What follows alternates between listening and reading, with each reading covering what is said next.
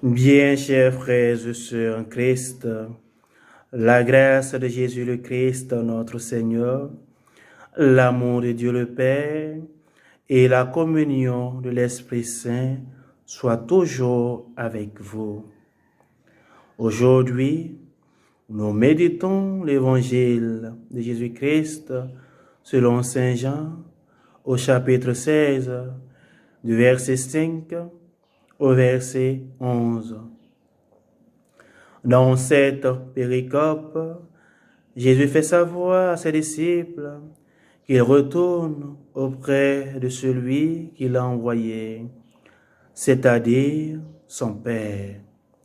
Cette nouvelle a attristé les disciples parce qu'ils se sont rendus compte que si Jésus leur maître s'en va, ils vont se retrouver seuls. Et ce n'est pas évident qu'ils puissent faire face de façon efficace à tous les défis qui se présenteront à eux. En effet, tant que Jésus était là, c'est lui qui orientait la vie de la communauté.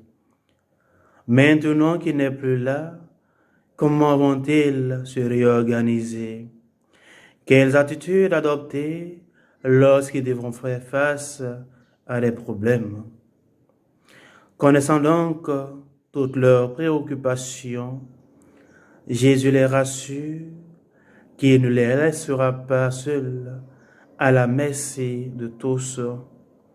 Il leur fait savoir qu'il va pour permettre aux défenseurs, communément appelés aussi Paraclés, de venir à eux.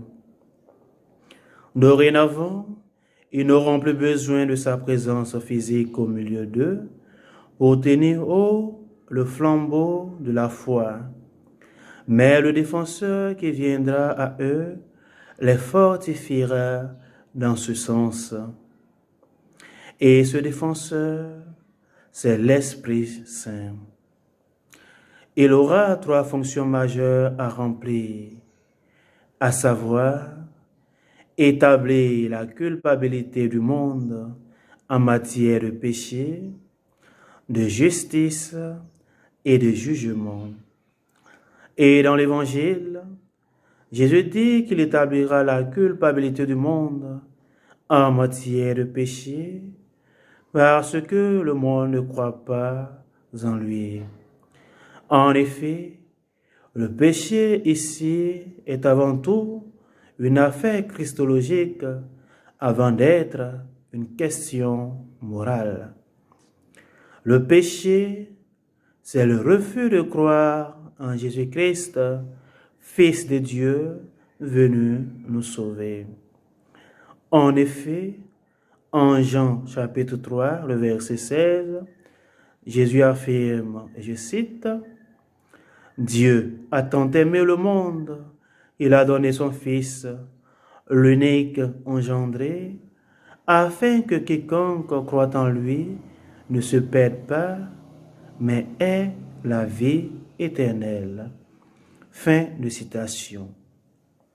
Puisse l'Esprit Saint que nous avons reçu raffermir notre foi en Jésus-Christ, afin que notre vie entière laisse entrevoir que nous sommes des personnes christifiées maintenant et pour les siècles des siècles.